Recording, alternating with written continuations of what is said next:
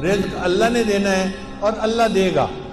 رزق کے بارے میں پریشان نہ ہوا کریں کہ جی کہاں سے آئے گا. اللہ نے ذمہ لیا ہوا ہے. ایک مرتبہ ایک آدمی میرے پاس آیا, بہت اچھی پرسنالٹی تھی, لکھا پڑھا بندہ نظر آتا تھا, مگر زاروں قطار رونے بیٹھ گیا, آنسو ٹپ ٹپ گر رہے تھے. میں بھی پریشان ہوا کہ یہ بندہ بہت ہی دکھی ہے جو اتنا رو رہا ہے. خیر تھوڑی دیر کے بعد میں نے ان سے پوچھا کہ جی آپ بیٹھے رو ہی رہے ہیں, آپ کوئی بات کریں. اس نے کہا جی میں ایک گورنمنٹ آفیسر تھا اور ان دنوں گولڈن شیک ہینڈ والی ترتیب چلی تھی کہ گورنمنٹ کہتی تھی کہ جو بندہ اپنی ریٹائرمنٹ لے لے گا ہم اسے منافع بھی دے دیں گے اور وہ پھر کوئی اور کام کر کے اپنی زندگی گزارے. گورنمنٹ کو فائدہ یہ تھا کہ ورکر کم ہو جائیں گے اور ورکر کو فائدہ یہ تھا کہ ایک ہی وقت میں پیسے مل جائیں گے تو مکان خرید لیں گے, بیٹی کی شادی کر لیں گے, یا فلاں کر لیں گے یا فلاں کر لیں گے. وہ کہنے لگا کہ مجھے تقریباً 16 لاکھ روپیہ ملے جو بینیفٹ کے تھے. میں نے اور بیوی نے مشورہ کیا کہ ہم اس کو رکھ دیتے ہیں اور اپنے گزارے کے لیے میں کہیں پہ جاب کر لیتا ہوں چھوٹی موٹی, اور روٹی ہم کھا ہی لیں گے اور یہ پیسے بچوں کی تعلیم اور ان کی شادیوں کے کام آئیں. کہنے لگا کہ میرا ایک دوست تھا, میں نے کئی باتوں باتوں میں اس کو بھی بتا بیٹھا کہ مجھے گورنمنٹ سے 16 لاکھ ملے ہیں اور میں نے رکھ دیے ہیں. اب وہ بندہ میرے پیچھے پڑ گیا کہ ایک کاروبار ہے اور بڑا نفع ہے اس میں, بڑا فائدہ ہے اس میں, بڑا فائدہ ہے, اور اگر تم پیسہ لگاؤ تو محنت میں کروں گا اور تمہیں گھر بیٹھے بٹھائے پیسے مل جائیں گے. کہتا ہے کہ مجھے ڈر تھا کہ نہیں, تو میں اس کو نہ کرتا رہا. بالآخر ایک دن میری بیوی نے پوچھا کہ کیا مسئلہ ہے, تم کسی گہری سوچ میں ڈوبے نظر آتے ہو, کیا پریشانی ہے؟ تو میں نے اسے بتا دیا کہ میرا ایک دوست ہے وہ مجھے کاروبار کے لیے کہہ رہا ہے. بیوی نے مشورہ دیا کہ آپ ایسا کریں کہ اس کو 16 لاکھ نہ دیں, اس کو 8 لاکھ دے دیں اور دیکھیں 8 لاکھ کا وہ آپ کو کیا فائدہ دیتا ہے, پتہ چل جائے گا 1 سال میں. تو اگر نقصان ہونا ہوا تو آدھے پیسوں میں ہوگا, پورے پیسوں میں تو نہیں ہوگا نا. کہتا ہے مجھے بات اچھی لگی اور میں نے 8 لاکھ روپے اس بندے کو دے دیا. اس بندے نے کہا تھا جی آپ کو ہر مہینے 25-30 ہزار مل جایا کرے گا. اب ہر مہینے کی پہلی تاریخ کو وہ ہمارے گھر آ کے کیش یا چیک کو دے دیتا. میں نے ایک چھوٹی موٹی جاب شروع کر لی اور ہمارا گزارا بہت اچھا ہو گیا. 25-30 ہزار ادھر سے آ جاتے تھے, باقی ادھر سے مل جاتے تھے اور ہم آرام کی زندگی گزارے. 1 سال پورا اسی طرح گزر گیا. تو میری بیوی نے کہا کہ یہ تو بڑا اچھا کاروبار ہے کہ جس میں اتنے پیسے دینے سے ہمیں ہر مہینے اتنے پیسے مل جاتے ہیں. سال گزرا تو میرے دوست نے کہنا شروع کر دیا کاروبار تو بہت اچھا ہے لیکن ہم نے پیسے تھوڑے لگائے ہیں, اگر اور زیادہ لگا دیں تو اور نفع ہو جائے گا. میں نے بیوی کو بتایا, اس نے کہا ہم نے 1 سال آزمایا ہے, دیکھا ہے شریف آدمی ہے, اچھا آدمی ہے, وعدہ پورا کرتا ہے, تو آپ اس کو باقی بھی پیسے دے دیں. کہتے ہیں میں نے اس کو باقی 8 لاکھ بھی دے دیے. اب باقی 8 لاکھ دینے کی دیر تھی, اس نے تو نگاہیں بدل لی, فون میں بات کرنی چھوڑ دی. میں مصروف ہوں, ابھی کال نہیں لے سکتا, میں بعد میں کال کروں گا, میں یہ کروں گا, میں وہ کروں گا. اور جو ہر مہینے پیسے دیتا تھا وہ بھی اس نے ڈیلے کرنا شروع کر دیے. پہلی تاریخ کے پیسے 10 تاریخ کو دیے, پھر دوسرے مہینے اس نے 20 تاریخ کو پیسے دیے, اور تیسرے مہینے مہینہ ختم ہو گیا اور پیسے دیے ہی نہیں. اب میں نے اسے فون کیا, بھئی آپ ہر مہینے پیسے دیتے تھے تو ہمیں گھر میں خرچے میں تنگی ہو رہی ہے, آپ پیسے نہیں دیے اس مہینے.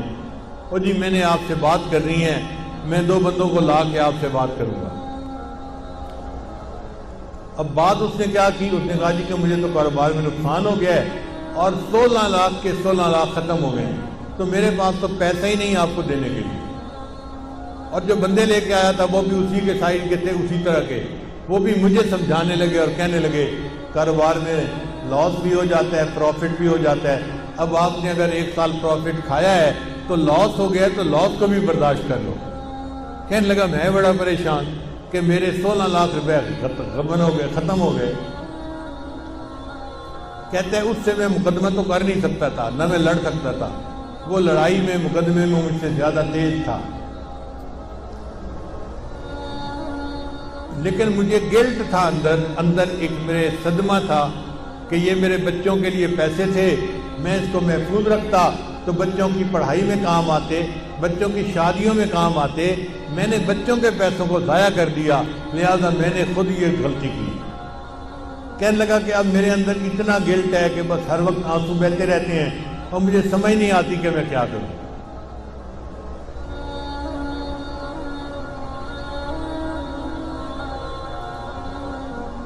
اس کی بات سن کے مجھے بھی بہت دکھ ہوا کہ ایک شریف آدمی اذیت میں مبتلا ہو گیا۔ میں نے اسے تسلی دی، پھر تسلی دے کے میں نے اس سے پوچھا کہ مجھے یہ بتائیں کہ آپ کا رزق کہاں پہ ہے؟ کہنے لگا کیا مطلب؟ میں نے کہا آپ کا رزق زمین میں ہے یا آسمانوں میں ہے؟ کہتے جی آپ بتا دیں۔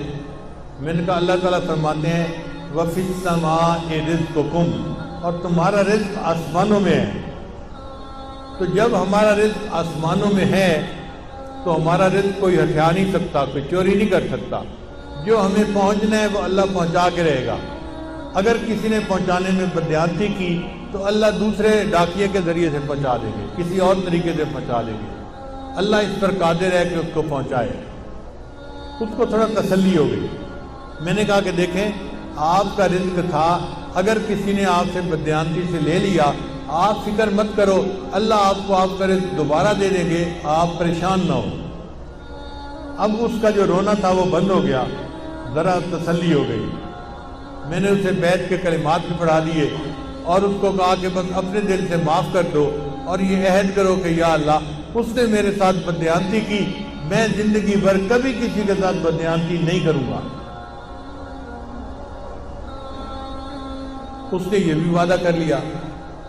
پھر میں نے کہا اچھا یہ بھی میرا وعدہ کرو کہ جب اللہ آپ کو آپ کی ضرورت سے زیادہ پیسہ دیں گے تو آپ زکوٰۃ پابندی سے ادا کریں گے۔ اس نے یہ بھی وعدہ کر لیا۔ لو جی میں نے دعائیں دے کے اس کو رخصت کیا۔ رخصت ہوتے ہوئے مجھ سے پوچھنے لگا حضرت اب میں کیا کروں؟ میں نے کہا کہ بھئی آپ کوئی ایسا کام شروع کریں جو پیسے کے بغیر ہوتا ہے، اللہ برکت دے دیں گے۔ تو ہنس پڑا، حضرت پیسے کے بغیر تو کام کوئی نہیں ہوتا۔ میں نے کہا سوچیں کوئی نہ کوئی کام ایسا نکل آئے گا، چاہے مزدوری کیوں نہ کرنی پڑے۔ لو جی وہ گیا اور اس نے گھر جا کے بیوی کو بتایا۔ اس کی بیوی کا غم بھی ختم ہو گیا کہ ہمیں ہمارا رزق اللہ دے دے گے۔ پھر بیوی نے اس کو مشورہ دیا، ہم دیہات میں رہتے ہیں اور یہاں جو کسان ہوتے ہیں نا یہ کھاد خریدتے ہیں شہر سے، اور ان پڑھ ہونے کی وجہ سے ان کو پتہ ہی نہیں چلتا کہ یہ کھاد کون سی ہے اور کون سی نہیں ہے۔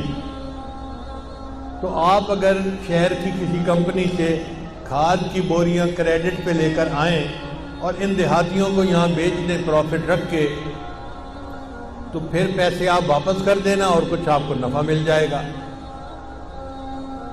لو جی یہ بندہ کھاد کی کمپنی کے پاس گیا ملتان میں، ان سے بات کی کہ مجھے جی آپ 10 بوریاں دے دیں کریڈٹ پہ، میں آپ کو پیسے مہینے کے اندر واپس کر دوں گا۔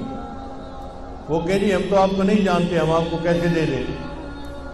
یہ کہے جی میرے کاغذات دیکھو، میں اتنا آفیسر تھا گورنمنٹ کے اندر، یہ بھی مجھے جانتا ہے، یہ بھی جانتا ہے، یہ بھی جانتا ہے۔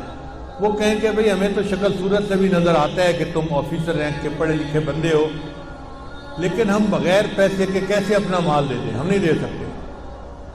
اب یہ بیچارہ روز جائے اور روز ان کی منت سماجت کرے کہ آپ لوگ میرا کام شروع کروا دیں۔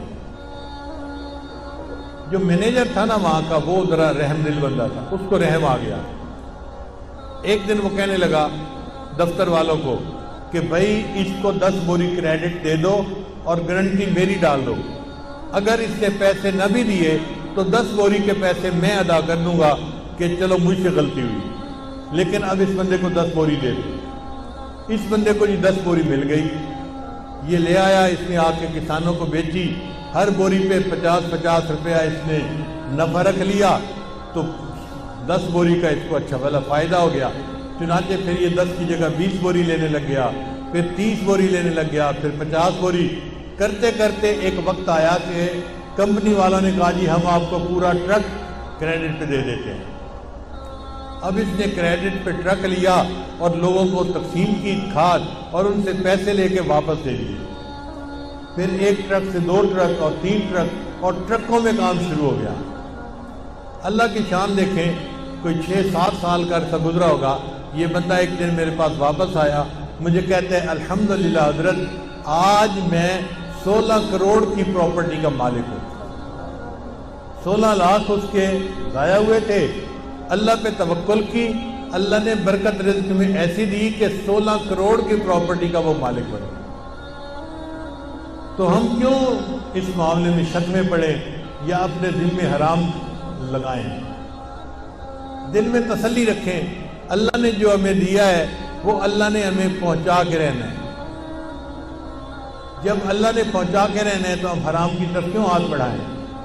اس لیے جو چیز شک میں ڈالے اس کو چھوڑ کے اس طرف آ جاؤ جو چیز شک میں نہیں ڈالتی۔